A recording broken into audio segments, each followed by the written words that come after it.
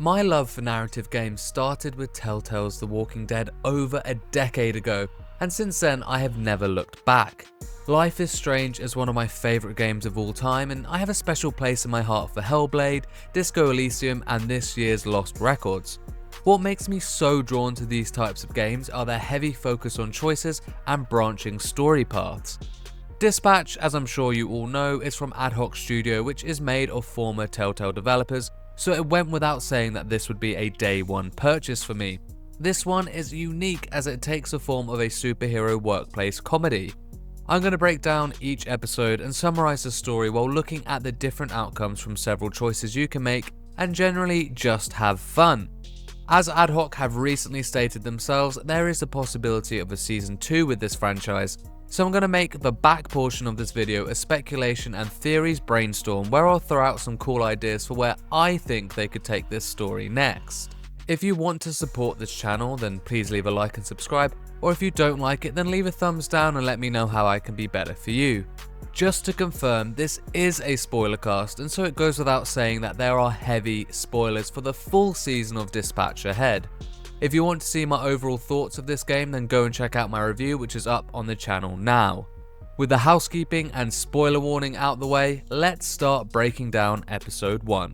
Straight away, we are introduced to Aaron Paul's Robert Robertson as he is lying on the ground in conversation with an off-screen character monologuing about the death of his dad. Immediately, we are faced with a dialogue choice where we must decide Robert's thoughts of his dad's death. What a heavy way to start our moulding of this character, what we as the players want Robert to be. This, of course, is something that continues across the game, but wow, what a fantastic first dialogue choice. The scene opens up and we realise that Robert is interrogating some guy he has tied up. Turns out Robert is looking for someone called Shroud, who we learn is his dad's killer. Hanging the victim over the balcony, you have the choice of pulling him back up or dropping him off the side. Both of these options open small dialogue choices later in the game where you can reference this, but nothing beyond this nice little nod back. If you drop him, he actually falls onto a mattress in the dumpster below that Robert placed so he isn't hurt. What a true hero. As Robert gets the information he requires, we now see him put on his supersuit and climb into the mech, which is where we are introduced to who he is in hero form, Mecha Man. I just want to take a side note here to say how gorgeous this game is. Wow, what a perfectly blended animation and art style. This is brought even more into focus later in the game when you and Blonde Blazer fly through the city. Anyway, back to the story. Robert breaks into the thug hideout at the steel mill and knocks out a bunch of dudes while making his way to the control room in search of Shroud. The person you find there instead is the guy you were just interrogating, and you do a bit of shit talking. The mecha suit gets called in here and you can choose to either punt this dude through the wall or stomp him into the ground. Both are satisfying and both lead to him revealing his power. He's Toxic, a flying, acid-hurling villain who just loves having his dick out and swinging. Toxic and his villainous allies start overwhelming Mecha Man in this combat encounter and Shroud appears.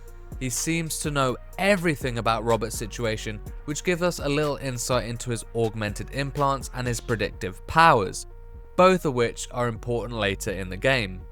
Pinned down, Mecha Man raises his shields, but his power is dwindling fast. Finally, he manages to break free and blast off, but as he's flying away we see a bomb attached to his back and it explodes, leading to the destruction of the suit. Flash forward to the news report and the world is talking about the loss of Mecha Man. We get some insight here how there have been 3 generations of the suit and that LA has been protected by this hero for almost 50 years. We learn his granddad was called Mecha Man Prime and his dad was called Astral. Astral was part of his superhero team called the Brave Brigade, which Shroud was a part of, highlighting his betrayal. Robert takes a press conference where he gets berated about the suit being destroyed, and one particular reporter calls him a failure, which is where you get the dialogue choice to attack him, leave the room, or answer professionally. Once again, these options mold the kind of Robert you want him to be, and to be honest, nothing is better than punching that guy square in the face. Robert is moping about outside and takes on a bunch of thieves stealing things from a store, and honestly, they kick his ass. After all, he's just a guy with no powers outside of the suit. Down from the sky comes a real hero, a beautiful woman that goes by the name Blonde Blazer. Robert instantly recognizes her as she is a well-known figure in this world, a famous corporate hero for hire and the leader of the Superhero Dispatch Network, SDN for short.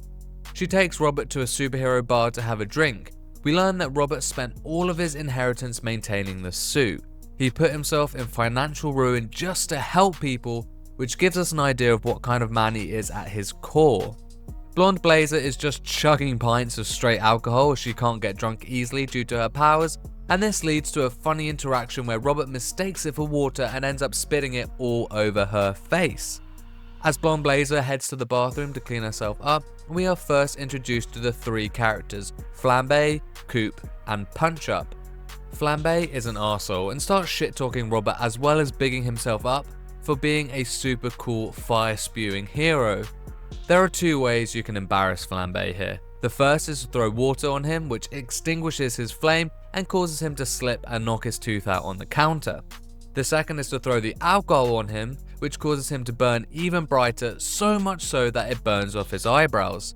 Both options are hilarious and the outcome will remain for the rest of the game, with Flambe either missing a tooth or missing eyebrows. Robert is kicked out of the bar and Blonde Blazer flies him to a billboard overlooking the Hollywood sign so she can come clean with her proposition. Blazer announces that she knows Robert's identity under the mask and he gives his sad origin story where he explains the death of his family and his distancing from friends. Blazer says she will save her origin story for another time, which is a big foreshadowing moment. As she takes Robert's mask off, you can choose to kiss her here or not, which you will want to consider if you want to romance her. Kissing her leads to an awkward interaction where she pulls away, and not kissing her leads to her sitting awkwardly looking at you as if she wanted you to. This is where she reveals her true intentions to hire you at SDN as a dispatcher. She said Trackstar put her up to the task, who Robert reveals was the youngest member of his dad's hero team, the Brave Brigade, and he also used to babysit Robert. She says in exchange for Robert becoming a dispatcher and imparting his heroic wisdom, the company will help him rebuild the mecha suit. We get a bit of a preview into the dispatch mechanics here, and then she flies off and the episode ends with Robert in his shit apartment, lying with his dog Beef cuddled into the Mecha Man suit, watching an SDN press conference. On to episode 2, and this is the episode where all the introductions happen, and I mean quite literally almost all of them. Episode 2 begins similarly focusing on SDN as we see a really corny commercial starring Phenomenon. Phenomenon seems like the Superman of this world. He's super strong, flies really fast, and he's an alien. He is the poster boy for many SDN ads and we see him plastered on billboards across the city. Panning out from the commercial, Robert is in the waiting room at SDN and he meets a fellow aspiring interviewee, Waterboy. I would say Waterboy is the comic relief character, but in all honesty, this game has such a good quality of comedy across the board, I don't think it would be appropriate to call him that. Either way, he's funny as fuck. Waterboy's superpower is to puke water, which seems almost useless. This fits his character so well though, as he is this timid, anxious young man who is wearing these goofy swimming goggles. Oh Waterboy, I love you. Robert decides to help him out with his tie as Flambe turns up for work, which is our first inclination of conflict. He strolls through the door displaying either his singed eyebrows or his missing tooth, depending on your chapter 1 choices, and Robert temporarily hides behind Waterboy as he is still wearing the Mecha Man costume here, who doesn't like a bit of workplace conflict. At this point, Blonde Blazer shows up and whisks Robert away into the meeting room. She gives him the dispatch uniform to wear as she wants him to be incognito for reasons we are soon to learn. She has a cheeky glance at Robert as he is getting changed just to solidify that she is a romantic option, but she isn't the only one watching Robert. As he throws his jacket down, it flops down over the top of something. It's Invisigal, sitting on a chair invisible in the corner. This is our first interaction with Vizzy and she basically just abuses Robert as she's that ex-villain hard exterior kind of character. She is known as Invisibitch in the villain world after all. Vizzy being an ex-villain is why you need to be incognito. Blazer wants Robert to lead up the Phoenix program, which is a dispatch team of ex-supervillains who they are trying to rehabilitate into heroes. They are most commonly known as the Z Team. There is a brief aside here where Robert goes to the bathroom and meets Royd for the first time. He's this massive hunk of a man who looks like a hero, but he's actually just a dude who is a tech whiz and will be one fixing the Mecha Man soon. Royd is great, he's a homie and loyal to the end. He will have some big features later in the story. You better fist bump him because after all, he doesn't touch, he just shakes his hips. Heading to the records room, we are introduced to Trackstar for the first time. He goes by the name Chase now. Robert doesn't recognize him as he's a super old man, but Chase explains to him that his powers of super speed actually made him age a lot faster as well, so now he's in a situation where he can't use them anymore or he would die. It's a real sad situation, but you don't really feel the gravity of it in this moment, as Chase is absolutely fucking hilarious. He is voiced by Jeffrey Wright, who does an amazing job here, and some of his one-liners are complete comedy gold. How he just casually says, "I'd resurrect and fucking kill your father again in front of you if it meant I could use my powers again," is so aggressive to hear, but the tone in which it is said is just perfect. Chase is the one who introduces Robert to the whole team in a mini briefing. The Z team is made up of Sonar, Bat Boy, Embezzler, can turn into a giant bat, Flambe, the fire dude from episode 1, Invisigal/Invisibitch, can only turn invisible when holding breath, asthmatic, keep this in mind. Coop, Flight, combat skills, used to work for the mob, murders, kidnapping, etc. Punch Up, strong man but short bloke. Malevola, half demon, portal creating, massive sword. Gollum, construct made of dirt and magic. And Prism, who weaponizes light rays and is also a pop star. Chase shows Robert to his desk cubicle to begin his first official dispatching session and his first hello to the Z team. They immediately tear into him for his name being Robert Robertson, obviously. I have to give massive props to Aaron Paul, as his acting of Robert is so dry, it makes this comedy even better. You need someone who can take it on the chin and dish abuse back in this kind of comedic cadence. It's really well done. As the dispatching plays out, you do get a feel for these characters as they are constantly talking over the comms, making quippy remarks or flinging insults at each other. You do immediately get the view that these guys are a traditional lost cause kind of group. The dispatch session ends with Vizzy forcing her way onto a request at a place called Granny's Donuts. I think she had some history with the place. It looks like a break and entry, but there is no sign of the perp. Robert hacks into the cameras and discovers there's a guy with electric shot cannons attached to his arms in the back. He comes forward and a fight ensues between him and Vizzy. The whole time Robert is watching through the cameras and guiding her. One of the shot cannons gets knocked off the perp's arm and lands in the hands of Granny, who is the aforementioned proprietor of this donut shop. The choice you have at the end here is to tell Vizzy to target the perp or to target Granny. Either way, she doesn't listen to you and does the opposite, and she lets the villain get away. The choice here affects whether Granny has his arse cheeks burnt or his arm burnt off. This is nothing more than a funny cutscene though. It is important to note that the villain Vizzy lets escape was a member of the Red Ring criminal group, which is led by Shroud. We will return to that later. Robert is furious and Vizzy comes back to SDN all chirpy, and this leads to a full-blown argument between them in the kitchen. It is for all intents and purposes a shouting match, but the edge is taking off slightly with Sonar being a nuisance in the background. This argument ends with Vizzy storming off, then coming back invisible and punching Robert square in the face. Tough love, eh? The day finishes with a debrief in Blazer's office with Chase and Robert, where you can choose to either expose Vizzy for punching you or make an excuse to protect her. I have chosen both options here, but I'm not sure of the specific consequences of either decision, as I couldn't seem to see any differences further down the line. Either way, Blazer congratulates Robert as she says this is the best shift the Z team has ever had, and she is impressed with his desire to help them. This leads to Robert monologuing about how he wants the team to know him as a person and respect him as a person, rather than knowing him as a hero, which is actually quite powerful when you think about it. God, the writing in this game is so damn good. As the episode closes out, Robert bumps into Waterboy at his desk, and it looks like he's becoming SDN's new janitor, which is great for him and great for us because it means we get to see more of him. As Robert and Blazer are walking out, you can ask her to go to dinner here, but we get the big reveal as Superman himself floats down that Blazer and Phenomenon are dating. this puts a spanner in the works for a potential romance with Blazer, but don't lose hope. Phenomenon is such a goofball and is so unintentionally funny in his dialogue. After some harmless banter about how small and puny Robert is, Phenomenon invites Robert to dinner in Japan with them to celebrate his first day at SDN.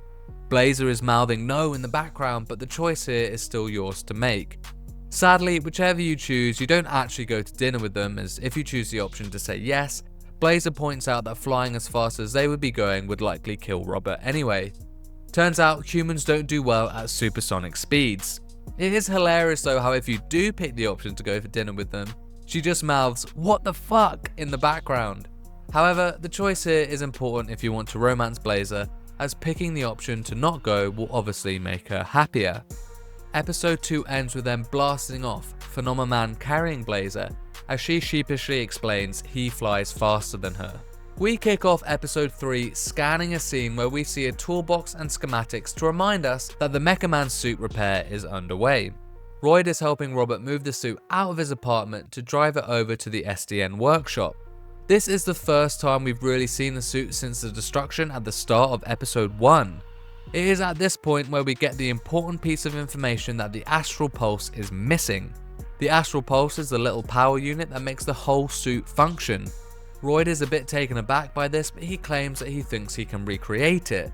The Astral Pulse is probably the most significant item in the story as a whole. Back in the SDN lab, we hear that Royd actually met Robert's dad before, and they were nerding out about tech before he arrested Royd. When Royd first came over to LA, he tried to steal a radio before being caught by Robert Robertson II. This is why he is also part of the Phoenix program, although he is utilised in the robotics lab as a master engineer rather than out in the field. Robert has a sad exclamation here where he states that conversation Royd had with his father was probably longer than one he ever had. The overarching view that Robert's dad was not a good dad is important for understanding how crucial the relationship between him and Chase is. There was an offhand remark here which I think could mean something deeper. Royd calls Robert Robertson II a gearhead rather than a science nerd, which makes him surprised that he'd be able to build something like the Astral Pulse. This is some food for thought that maybe I'll pick back up in the theory portion at the end of this video. Royd's lab is super high tech, and seeing it fills Robert with excitement as it's clear Royd is going to do a sick job with his customizations. Robert heads back to the office and brings Beef with him for the first time, who gets all the appropriate love and attention from Chase and Blazer. While Chase is turning into a protective father over the chubby guy, Blazer takes Robert into the conference room and breaks the big news. Well, actually, there are 2 bulletins on the board today. Headline number 1 is that Blazer is newly single as she broke up with Phenomenon. Makes sense why she didn't want you to go to the dinner now, eh? The second headline is that she wants to cut someone from the Z team and Robert has to decide who it is. This is now another big story choice and will completely change your playthrough depending on who you choose. The dispatch section ensues here, and of course everyone on the team has heard about the cut, and so they are sabotaging each other to get ahead.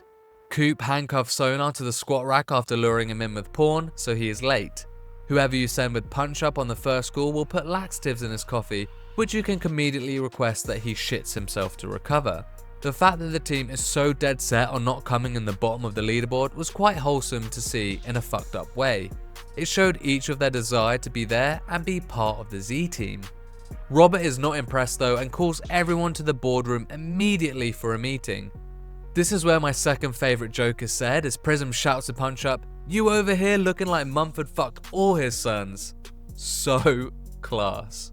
Robert uses this moment for a pep talk, and you get to choose some analogy about phoenixes, whether it is them rising from the ashes, or the choice I think suits Robert's personality best is abusing them by calling them all burnt pieces of shit and to get their act together. This seems to work as the second section of dispatching is going much smoother and everyone is trying, all except one of them that is. Can you guess who?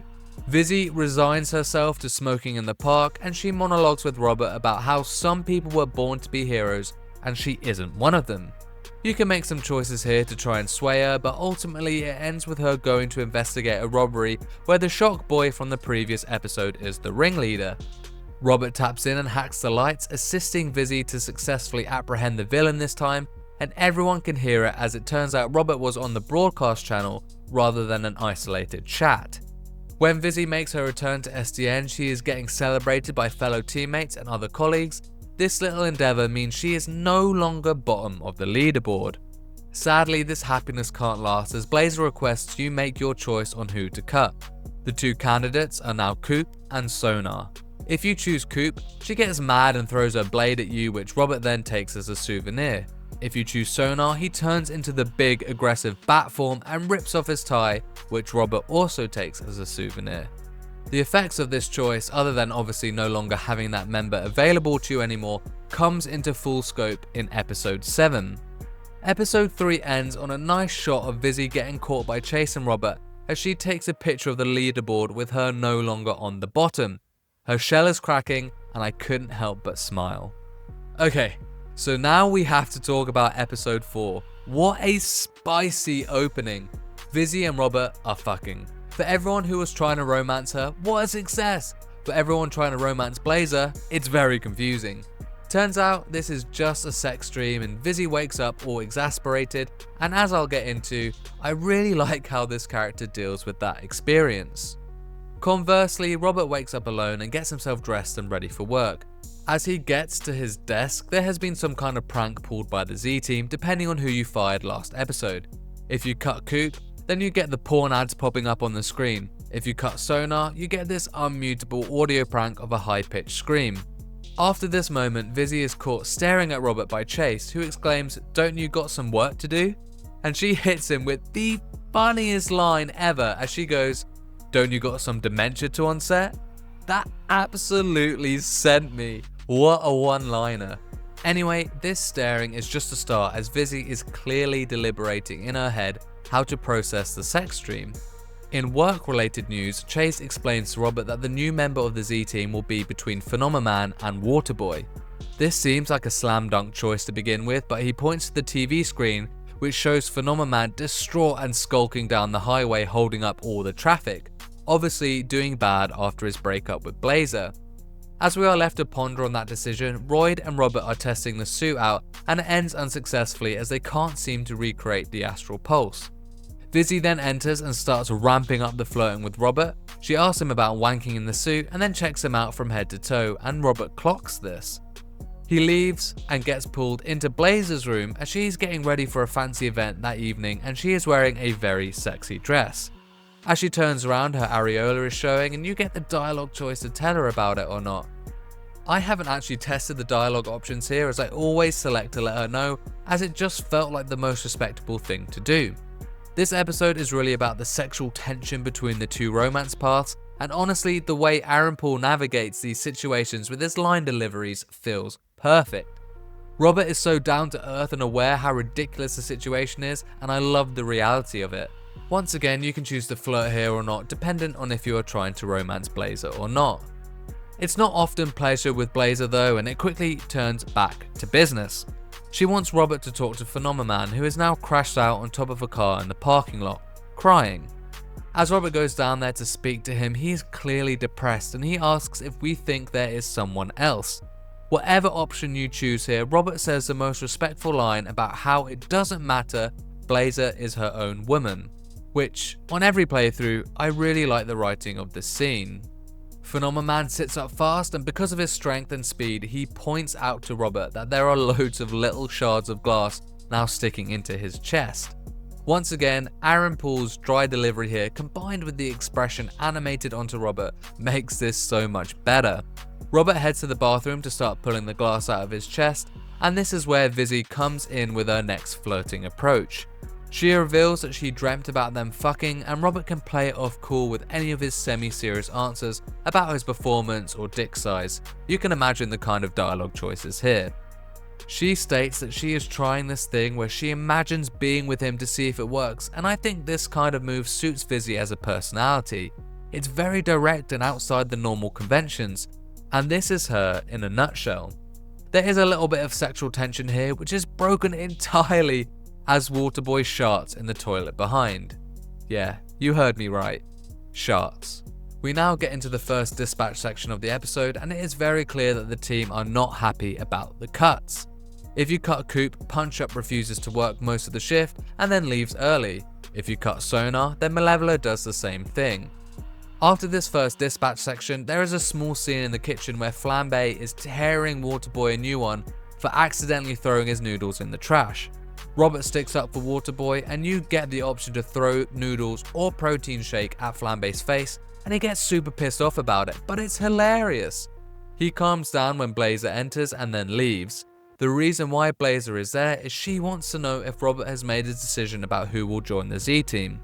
Both Waterboy and Phenomenon are good options and are both great comedy characters.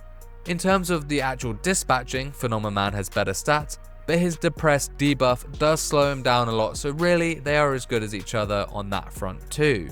Whichever one you choose, you get a thanking scene that follows. If it is Waterboy, you see him in the shower as he is washing off the noodles Flambe poured onto him, and he says thanks. If you choose Phenomenon, he approaches you in the locker room and practically crushes Robert with a hug, or as P-Man calls it, making love. The next dispatch section then includes the new member, and you get a bit more of a feel of their comedic presence.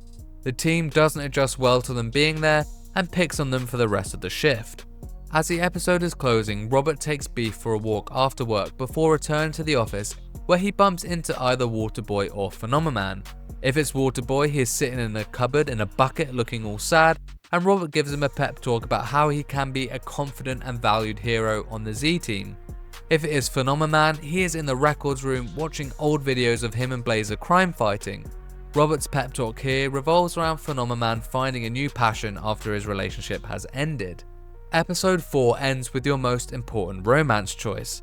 This episode so far has almost entirely been about the romance paths with Vizzy and Blazer, and you get to make your choice at the end here. Robert's computer screen flashes up and it looks like Vizzy is tied into the SDN network and is watching a film. Robert asks her what she's doing on the clock, and she's being quite flirtatious, obviously hinting about him going to meet her at the movies. As this is happening, Blazer texts Robert and asks him if he wants to go for dinner. Whilst neither of these choices will necessarily be definitive, there is a good chance that whichever you choose will be the one you are most likely to have a successful romance with. If you go to the movies with Vizzy, you bring her snacks and there is definite sexual tension. The more interesting choice here, at least narratively, I think, is Blazer. If you choose her, you end up having dinner in the parking lot and she reveals to you that she is actually Mandy, a brunette with no powers, just like Robert. The stone she wears on her chest is the source of all the powers, and without it, she is completely normal. When she removes it, it's this moment of pure white light, which is reminiscent of that scene from Shrek where Fiona transforms. If you know, you know. You can choose just to continue flirting or kiss her here, and obviously if you've chosen this path, why would you not kiss her? Either way, a nice heartwarming way to end episode 4. Episode 5 probably has my favourite opening of the series. It acts as a montage between the past where Robert is Mecha Man fighting a villain in a burning building, to modern day and normal non-super Robert working out in the gym. He is obviously reminiscing about being more powerful and he is grinding to get there. It's cut really well and I enjoy the transitions between the past and present a lot. Not to mention it has a great soundtrack too. It comes to a prompt comedic end, as most sequences do in this game, where Robert gets trapped under the bench press as he is not strong enough to push it up, and Flambe saves him and obviously rips into him for being a little weakling, whilst also complimenting his ego.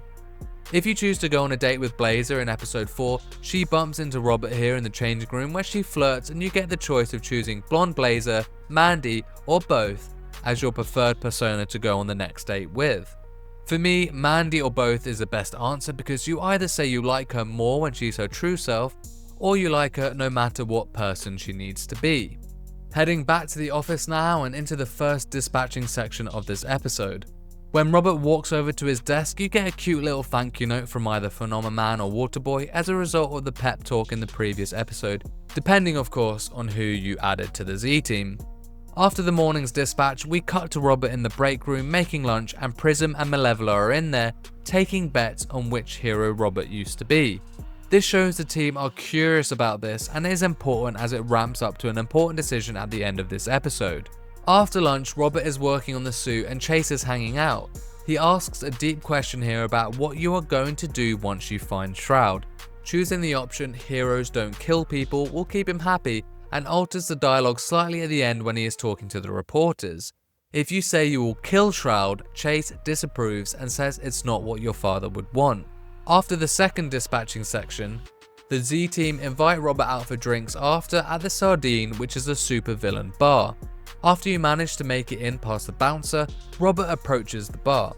If you went on a date with Vizzy, this is where you can do a little flirting and comment on the night. If you went on the date with Blazer, this is just a bit of friendly banter where she makes you buy her a drink and asks to meet her back at the table. Robert ends up buying a drink for every member of the team, and we get some cool transition between the characters of him handing it off to them. He is obviously doing this in an attempt to bond with the team, but everyone seems to keep giving him the cold shoulder.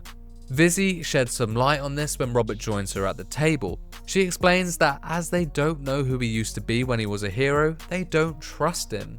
That speculation just makes them feel like he probably busted them sometime. She suggests that he should just open up to them and let them know that he's Mecha Man, as he probably hasn't busted anyone anyway. Oh, Vizzy, how wrong you are. In a fantastic flashback to the start of the episode, the fight scene between Robert and the villain in the burning building pans out, and we see that this villain is Flambe. The encounter ends with Mecha Man cutting off Flambe's fingers and seemingly busting him. The scene then cuts back to the bar with Flambe singing, and you can see as he's holding the mic that he's missing a couple of fingers. I love this transition, not just because of tying everything together Vince Gilligan style, but also the fact that it adds another shade of colour to this already amazing story. To top it all off, Flambe is just singing the funniest song ever. I'm a bitch, my name's Robert. Get that on your Spotify playlist ASAP. At this point, Robert starts to get called out by a dude with massive robot arms and tiny normal arms. Robert obviously sticks out in a place like this, and as the camera pulls back, we can see it is actually full of Red Ring goons. Now, this preceding section is one of my favourites in the whole season, as it is a constant bounce back and forth between the Z team fighting the goons in the bar and the aftermath when they are reminiscing all wounded at a takeout place later in the night. Robert crunches into his taco, it flashes to him crunching someone's thumb off. He stabs his straw into his cup, it flashes to him stabbing someone in the face with darts. It's transitioned so beautifully, and it comes to the best climax with Robert and Vizzy tag teaming the dude with the tiny little arms, and each of them just snap one clean. I hope this guy doesn't hold a grudge. It's great to see the team working together, albeit in not the best circumstances. Punch Up is running around punching everyone in the dick, Prism is on stage singing her battle tunes and blinding people, Malevola portal Gollum in from outside so he could also jump into the fray. It's just great to see. After all this reminiscing, the team push Robert to reveal his hero identity. If you choose to keep it hidden, Robert has a nice monologue where he talks about having a clean slate and how he doesn't care what anyone was before but what they are now. Of course, implying to the team that he doesn't care about their past, only the present and what they can become. If you choose to reveal yourself as Mecha Man though, Flambe gets agreeably pissed and steps in to attack Robert with his flames, but Gollum gets in the way to protect. Flambe then flies off and leaves them all behind. Either way, the episode has a nice finish where they all go around and reveal their true names, rather than their hero personas, and it is quite an open and accepting scene.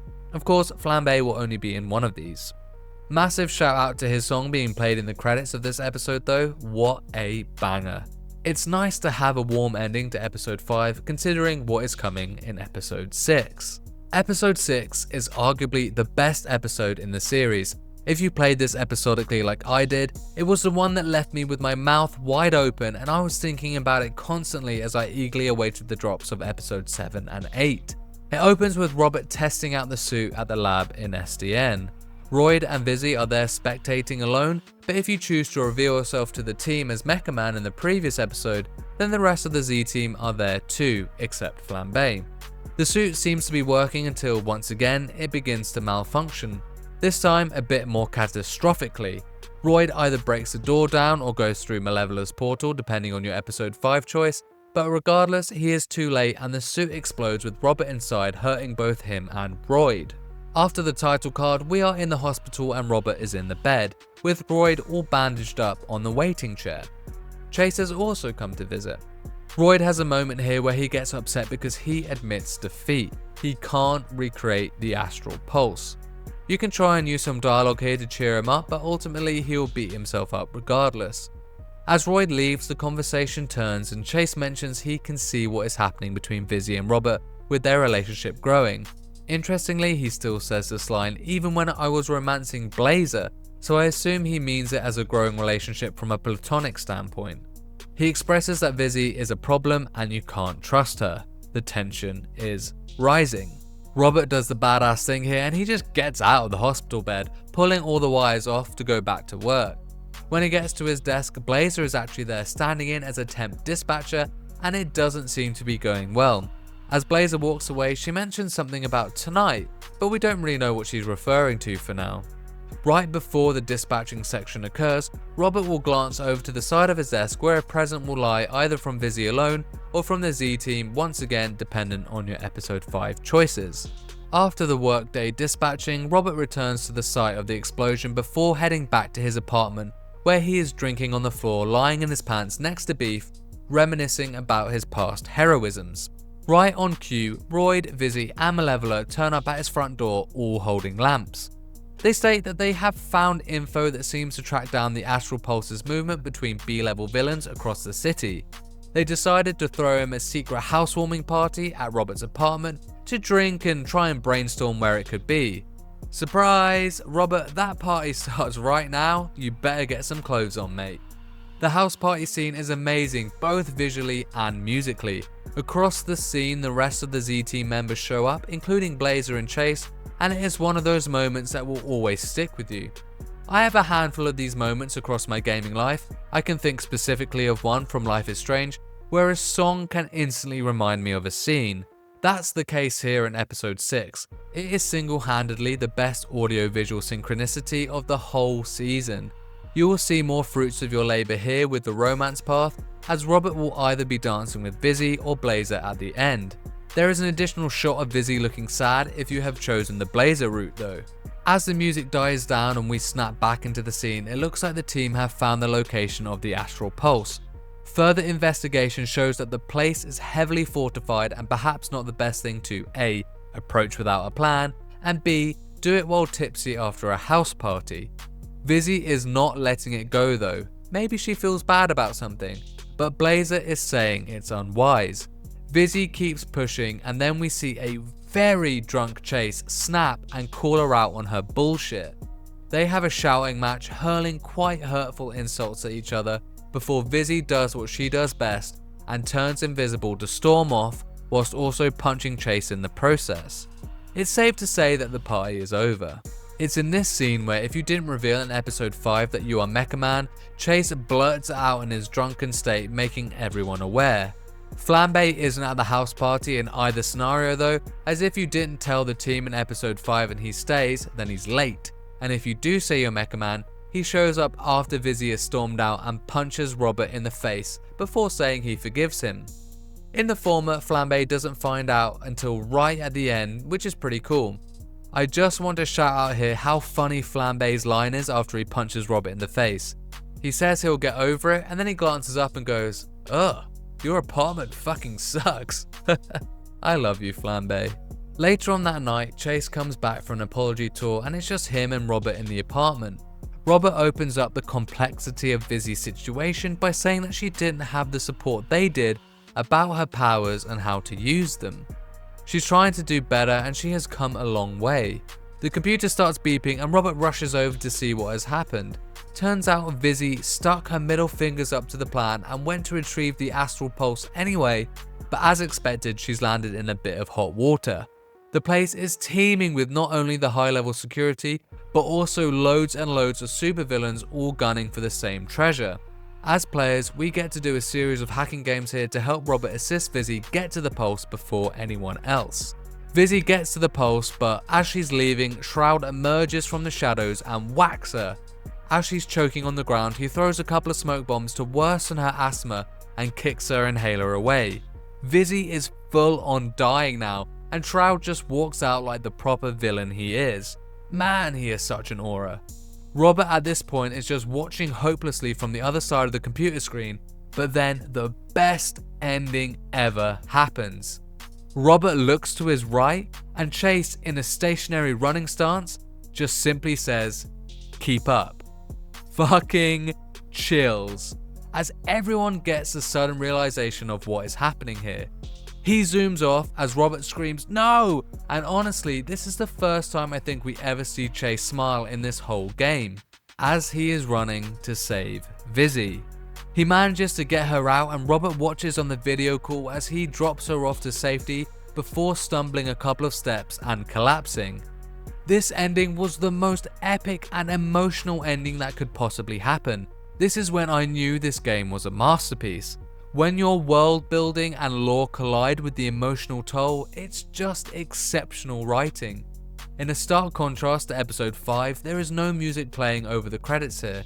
I couldn't believe I had to wait another week for the final 2 episodes, as I sat there seeing my reflection in the TV screen with my mouth wide open, jaw on the floor. After that emotional week thinking non-stop about this game, we finally got the final 2 episodes. Of course, the thing at the forefront of my mind is Chase, and episode 7 opens so beautifully. It's 2003 and Robert is a child crying. A young 20-year-old Chase is there, and it is clear that he is babysitting Robert. It's obvious here how much of a cool guy Chase is, and he opens up to Robert saying it's okay to cry as he cries all the time. It's nice to get a glance back and see this dynamic that these 2 characters always had. Chase runs out to the store and you can choose something to get young Robert, either cigarettes, beer or Twinkies. If you choose either of the 2 that Robert is clearly too young for, Chase brings it back anyway and lets Robert try it, in full awareness he is going to hate it. When Robert coughs on his cigarette or spits his beer out in disgust, Chase throws him the Twinkies anyway, as he knows that's what he wanted all along behind the mask he is trying to put on. It kinda shows that Chase always looked out for him and supported him, which is so heavy hitting after what happened the episode before. He also says his tagline, "Keep up," as he zips off to the store, which obviously hurts so much more hearing now. We then cut back to the hospital where we can see Chase all dripped up, unconscious, and Robert and Blazer are there next to his bed. Robert is reminiscing about the scene we just saw and Blazer sympathizes with him. She then twists it back to reality and states that she has suspended Vizzy pending investigation and that Robert should consider dropping her from the Z team. If you choose either "I fear it would make things worse" or "I'll get back to you," Blazer correctly points out that you've already cut a hero for less. She then proceeds to give him money for the vending machine whilst he ponders on his decision. If you are romancing her, she also gives you a little cuddle by putting her face on Robert's hand. Oh man, it's these little touches that make this game so good. Robert heads to the vending machine to get a Twinkie. He clearly loves these snacks. The machine is rejecting his money though. Waterboy shows up and very sweetly gives Robert a $5 bill, which is, of course, drenched in water. As they stand side by side waiting for the bill to dry in the microwave, it is clear that Waterboy is angry and upset about the situation and Vizzy, and he confides with Robert. As Robert heads back to the vending machine with the now dry $5 bill, the machine takes his money, but the Twinkies get stuck on the coil, and then from out of nowhere, Waterboy hurls a chair into it, smashing the glass and allowing Robert to get his treat. A 2 birds with 1 stone situation, as Waterboy just needed to let some steam off. He has all that water inside him after all. We then get our first dispatch section of the episode, and it is an atmosphere that matches the mood.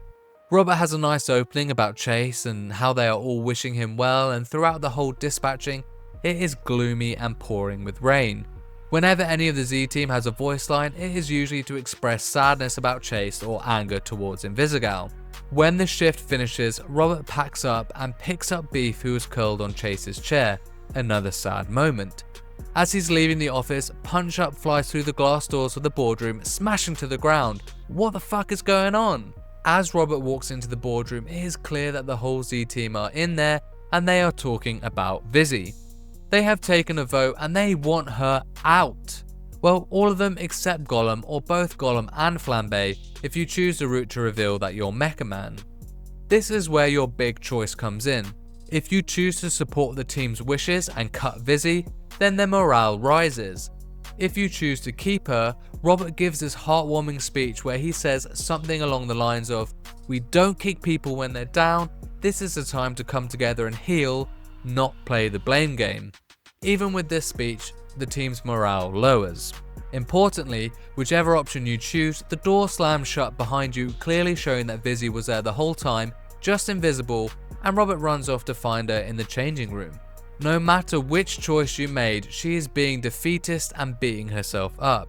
You either choose to say you care about her and you let her down, or that the whole team will come around eventually. Either way, she says she doesn't need defending and she's a piece of shit, and so on. Now, are you ready for the big reveal? Vizzy closes the locker door, and as the camera pans to her, you can see that stuck right in her chest is one of Shroud's augmentations.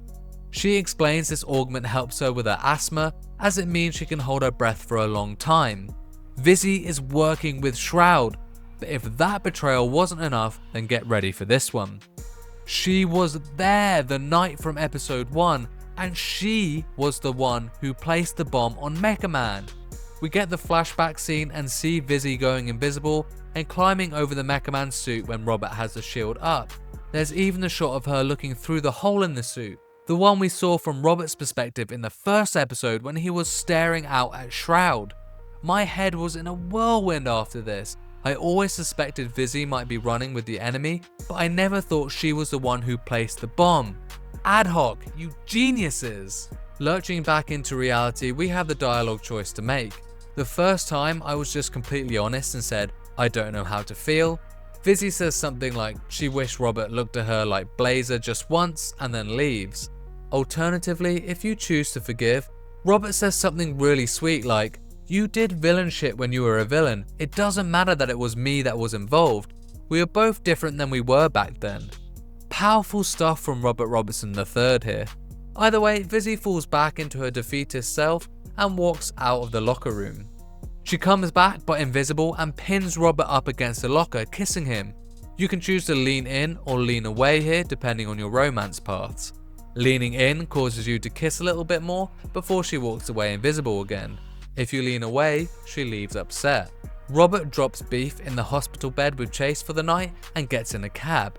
Whilst in the cab, Blazer texts him as she's just about to go and have a press conference about what happened.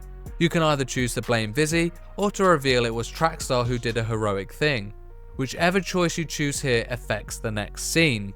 It turns out that Robert is getting a cab to the Sardine bar and he goes in to have a drink. He's sat at the bar and behind the bar on TV is the press conference Blazer is doing.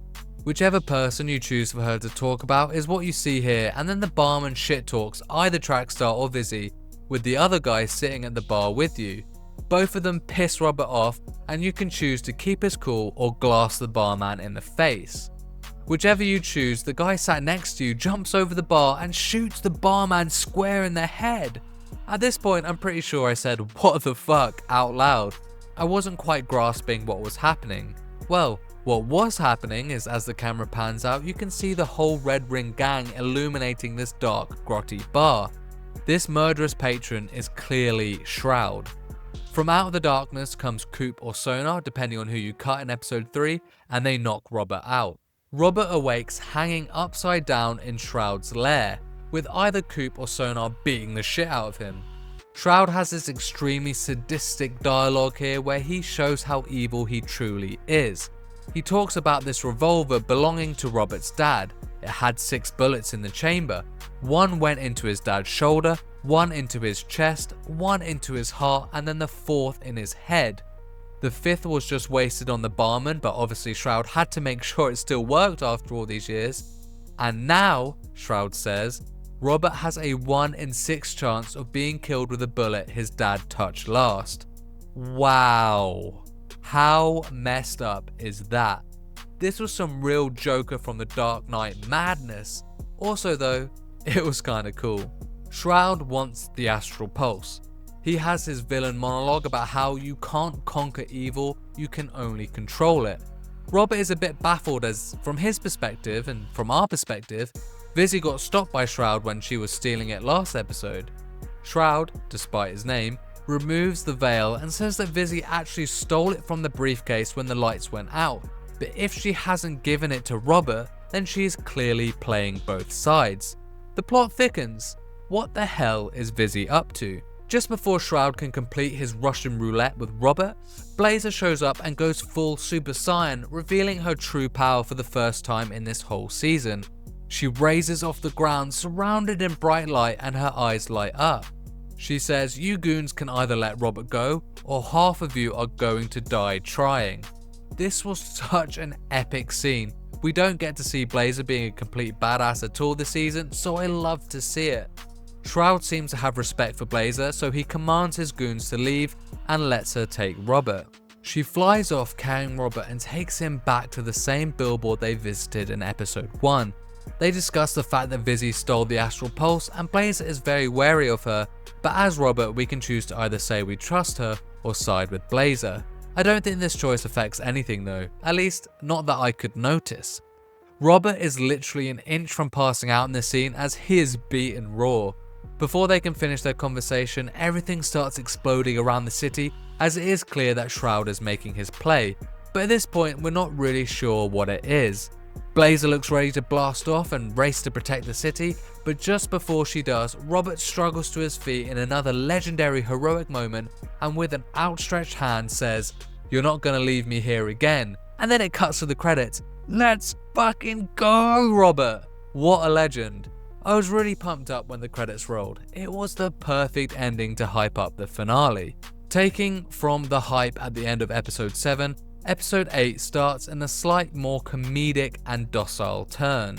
The cat head dude we have seen many times throughout the season at SDN is making coffees while everyone is running around like headless chickens as the city burns. In one of the coffees, the dude puts whiskey. I'm really intrigued as to who's in the suit, but sadly we never get the reveal. Maybe we are never meant to know. Cat head dude goes around and gives one coffee to Galen and then the other one to Robert. As Robert takes a drink, he winces a bit, making it clear that this was the one with the whiskey. He turns to the cat head dude who just nods at him and walks away. I love this opening. SDN is completely overrun, so much so that Blazer says she is going to have to go out into the field. You can flirt with her here if you want, like I did by saying, "Just come back," which was sweet. Royd even sets up on Chase's desk next to Robert. It's full hands on deck. As the dispatch section starts, we only have access to Golem, Prism and Punch Up. And over the initial course of the dispatching, we manage to save the other Z team members who are tied up in various other activities. If you chose not to kick Vizzy from the team, this is the dispatch section where the team have low morale and have lessened stat spreads. After answering a few calls, it is clearly still overwhelming even with the full Z team, and so Robert takes action by calling on help from the member you didn't choose to recruit in episode 4. Phenomenon is still moping, eating his melon gift baskets, watching the TV. He's a bit concerned about his melon subscription package but soon agrees to help. Similarly, if Waterboy is not yet on your team, when Robert approaches him, he seems to be very nervous to take on the role. After a pep talk from Robert, he gets all brave and it's really nice to see, although this is the arc you would have already seen him take if he was already on your team. With a bolstered Z team, you are in better hands to hold back the storm of the Red Ring infiltrating the city. If that wasn't enough though, you get a further boost from Blazer joining the team midway through, and man, is she strong. The Red Ring are led by either Sona or Coop dependent on your choices, and this makes this a unique dispatch section as you must engage them directly in between calls or they will destroy the city. When I was fighting Coop, I failed to save the city, but when I was fighting Sona, I succeeded. I believe this has an effect on an available choice at the latter end of this episode. Whether you succeed or not here, the power still goes out and Robert sprints off to the medical room to see if Chase is okay and if his life support is still on. It turns out he is okay and running on emergency power, so he leaves Beef with him. He then runs off to the lab to find his Mecha Man suit where he finds Royd and Vizzy fighting. Royd villainizes Vizzy by saying he caught her skulking around probably looking for the suit as she has the Astral Pulse. Vizzy is screaming at this point and saying that they need her as she knows Shroud's plan. At this point I didn't really know what to think and I was unsure of what side Vizzy was on. It was a real double cross, triple cross situation and I didn't know where she landed. Royd cable ties Vizzy to the unit and then they all see on the security cameras that SDN is being swarmed by the goons. Royd runs to the entrance to hold them off whilst also telling Robert that the suit is in the break room. Before Robert can make a break for it, they see a supervillain called Thumbstick start to make his way up to where they are. Vizzy explains that Robert should untie her, as she knows how this villain works and can save Robert from getting stabbed with, well, his thumbs. I chose to untie Vizzy here, but as Thumbstick starts to make his way over to Robert, we get this funny skit where he is actually just desperate for the toilet, and it turns out that they are both locked. He ends up pissing in the potted plant, and just as Robert is about to tase him, Vizzy shoots him in the back. There is another funny bit here where Vizzy and Robert argue about who should put his cock and balls away for decency. I love the balance this game got between the serious and comedy. It is an excellent draw away from the high tension to have a slight bit of comedic relief. Vizzy and Robert split up, and we follow Robert, who heads to the break room to get the Mecha Man suit with the newly acquired Astral Pulse.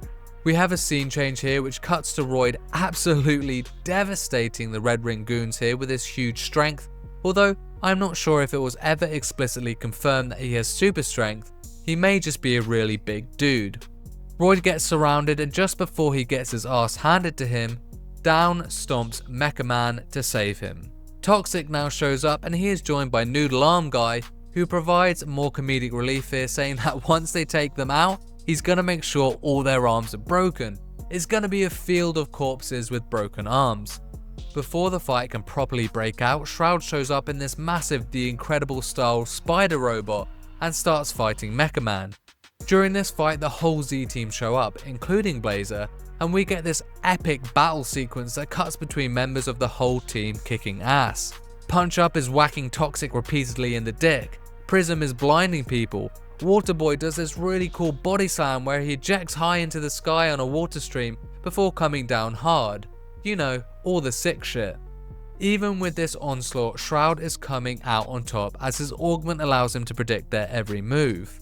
To take a break from kicking your ass, Shroud takes the back seat while either Coop or Sonar take center stage to fight Mecha Man and Blazer. Both of them explain their anger stemming from being kicked off the team and how isolated it made them feel. Coop's fight is high in the sky and Sonar's is underground in the dark. Both of them have heavy augments from Shroud which enhances their movements beyond the strength of just Mecha Man alone, but with Blazer's help he manages to subdue whoever you are fighting. The victory is short-lived though, as Robert and the Z team are defeated by Shroud in a moment where he predicts all their moves and then completely wipes out Blazer, who gets pummeled through the SDM building and falls unconsciously into the depths of the rubble. Then there's a massive twist that made me punch the air. As Shroud is about to finish off Robert, Trackstar appears, flying at super speed with new powers, all kitted out with Blazer's super gem. This is where you are first introduced to Mandy and Blazer's secret if you did not romance her earlier in the game, so an even bigger twist for some players. Man, it was so cool seeing Trackstar at his most powerful, albeit hilarious that he's still a really old dude. Trackstar takes Shroud off guard as he serves as an outlier that Shroud could not possibly predict. He super speeds straight through the middle of the robot and tears out its core, once again, just like The Incredibles. With Shroud significantly powered down, the Z team are able to combine their powers to defeat the robot for good. There is a perfect ending here where Vizzy has the final blow by attaching a bomb to it, just like she did against Mecha Man. A proper redemption. Before they can fully celebrate for destroying Shroud's robot, there is a bellowing from up above and Shroud is holding Beef over the edge of the building. Now, hold the fuck up. This is serious.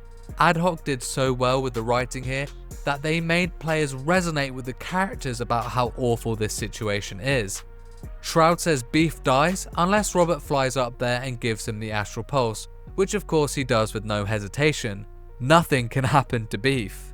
As Robert is sitting in the Mecha Man suit on the roof, we have the choice of whether we want to give him the prototype that Royd made or the real one. Whilst we are making our choice, Shroud throws one final twist into the mix by announcing that he planted Vizzy into SDN as a mark to be the eyes and ears on the inside. This throws further complications into her character as it's so hard to determine whose side she's on here. It cuts to the Z team who are being surrounded by the Red Ring and Vizzy disappears. Back to our choice about the Astral Pulse, and we actually have three. Give him the real one, give him the prototype, or give him both. If you choose to give him the real one, he gets mad with power and can predict everything. He goes to shoot Robert as he predicts that leaving him alive will reduce his chance of living considerably. He shoots, but Vizzy is invisible standing in front of him and takes the bullet. A true, unexpected, heroic act cementing which side she truly stands on. If you choose to give him the prototype, he instantly knows and just chucks it away, so you end up giving him the real one anyway. The most fun option, by far, is to give him both, and he says something along the lines of, "What the fuck, Robert, they look exactly the same," which brought a laugh out of me for sure. As he is so egotistical, he has to choose one in the moment, and he ends up picking the prototype, which causes his augment to explode and everyone in the gang to start throwing up as they are all one hive mind. Now, there are several endings that can happen here based on all the decisions you have made throughout. Certain choices culminate here to form certain outcomes. The outcomes revolve around your relationship with Vizzy, not just from a romantic sense, but from a mentorship sense. If you make her feel valued enough, that's when she jumps in and takes a bullet for you. And when Shroud is confused, Robert jumps in and starts beating the shit out of him. You get the choice of whether Robert beats him to death or spares him, and that really comes down to the Robert you want to mold. If you unsuccessfully mentor Vizzy, she will jump in and attack Shroud at the end before stealing his mask and disappearing into the darkness, presumably starting her villain arc. Okay, that was very Disney of me. Vizzy doesn't just jump in and attack Shroud, she stabs him in the fucking throat, which really took me by surprise. She then chucks Robert the Astral Pulse. These varying outcomes make the predictions part of the spoilercast more complicated, but we're not there yet. After it's all said and done, the sun comes up and the cleanup crew and news team come into SDN to interview the heroes about the goings on.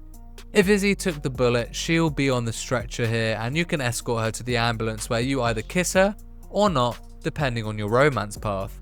Robert then retires to sitting on a car bonnet with Blazer, or rather Mandy. Drinking beers, they discuss the success of the Z-Team and the fate of Vizzy, whether she is going to be a villain or a hero. At this point we see either Sona or Coop get arrested and Malevola tries to tell the police not to and that they are one of us. Robert gets a final decision, but I think this is only available if A, you defeated them in the dispatch section earlier this episode, and B, you choose the right dialogue choices during the big fight not too long ago. They are obviously very appreciative if you do save them. As an aside, if you kill Shroud, Mandy will be semi-annoyed with Robert and ask him if he thinks it was worth it. Chase also has different dialogue he speaks to the press depending on if Robert kills him or not.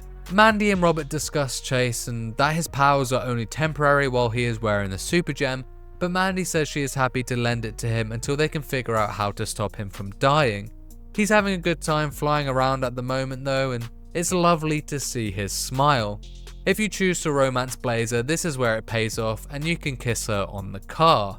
The ending shot of this game is Trackstar picking Robert up and dropping him into the Z-Team, who all throw him into the air, which results in a collage of pictures which made me grin from ear to ear. What a masterpiece of a game. After the credits, you get a synopsis of what kind of Robert you made, such as an everyman, a true hero, and so on. I really was looking forward to Dispatch ever since it was revealed last year, and I was absolutely blown away by how good this game was. I couldn't even see many of the twists coming.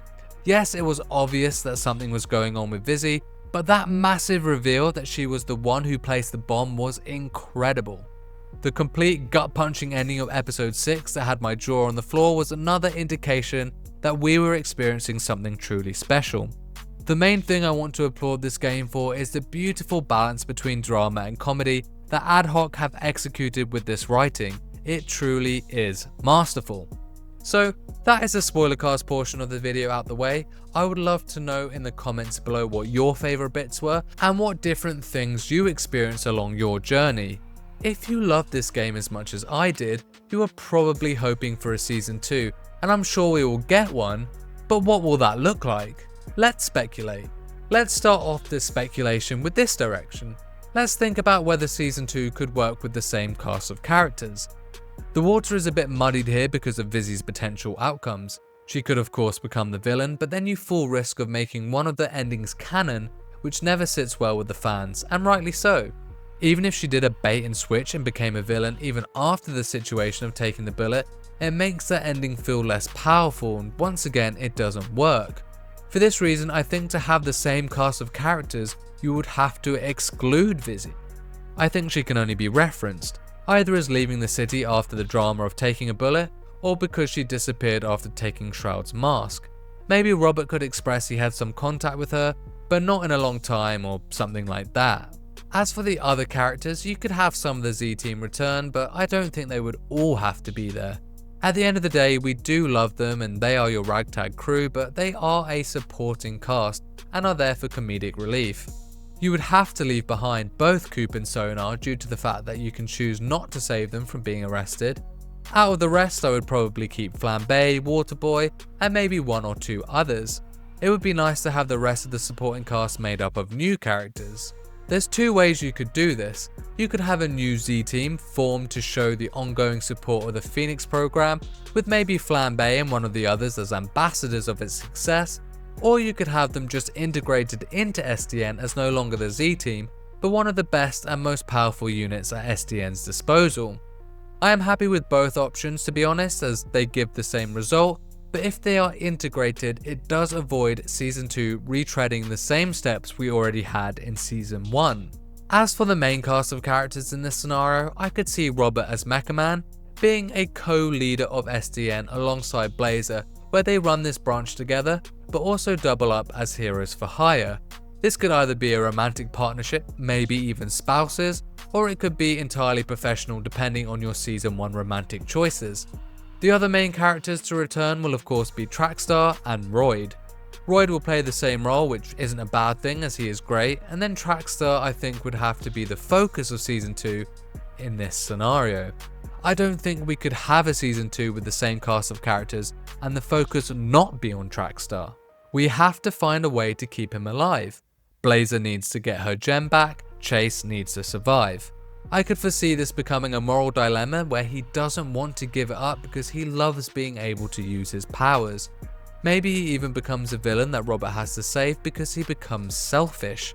It does work as a villain arc story in my head. My preferred route is for there to be a new villain though, perhaps someone that they encountered in the past during the days of the Brave Brigade. Then Trackstar has to battle with his internal morals and maybe even has to sacrifice himself to give the gem back to Blazer. These are all possibilities that I like the sound of. This could even be a season where the playable character we make decisions for will actually be Trackstar rather than Robert. This makes sense to the structure of the story as it becomes the player's choice as to whether he becomes evil or whether he sacrifices himself and so on. I think that makes it a more powerful story, not to mention one I would have to play multiple times to get all the outcomes. The other direction we could take for Season 2 would be to follow Vizzy and have a whole new cast of characters around her. This would be the hardest one to make work for the writers as she has drastically different endings in Season 1. I'm not sure how they would structure a story that could be so different. You would have to have one branch where she is a hero and another branch where she is the villain. Alternatively, you could have her experience the ongoing internal battle where she can't choose which path to take. You could say her taking Shroud's mask doesn't cement the villainy, so you could lean on that a bit. I would love to see a story focused on Vizzy, where we could control either her rise to supervillain or her rise to superhero. Mainly because I think she is a character who, for the most part, doesn't know where their morals or loyalties lie in Season 1. This makes her the perfect clay to mould into a character of our choosing in Season 2. I would really like to hear your theories of how a story could be focused on Vizzy in the comments below. My third and final speculation for Season 2 is what I think will be most likely, and that is to have a brand new cast of characters. It would be set in a different city and in a different branch of SDN. You will get references to the success of the LA SDN, pointed to characters like Robert and Blazer, but I don't think you will get much more than that. The only character I think could be present in this situation is Trackstar, where he might leave LA to find a solution to his aging and end up in a different city at a place where he feels comfortable, which is SDN. Taking Trackstar out of it though, if we say this is a brand new cast of characters, Season 2 could go in absolutely any direction. I think it would still have to revolve around the dispatching though, due to that being the main gameplay mechanic. But outside of this, it is hard to speculate on where the story could go. Let me present two possible scenarios. The first could be a new city with new heroes like I said at a different branch of SDN. The story's protagonist has to have a different background, so can't be a hero fallen from grace. I would suggest a hero who doesn't want to be a hero anymore. Someone who has powers and has been fighting crime their whole lives, but sees the constant deteriorating world as a lost cause. No matter how many villains they put behind bars, the state of the world just keeps getting worse.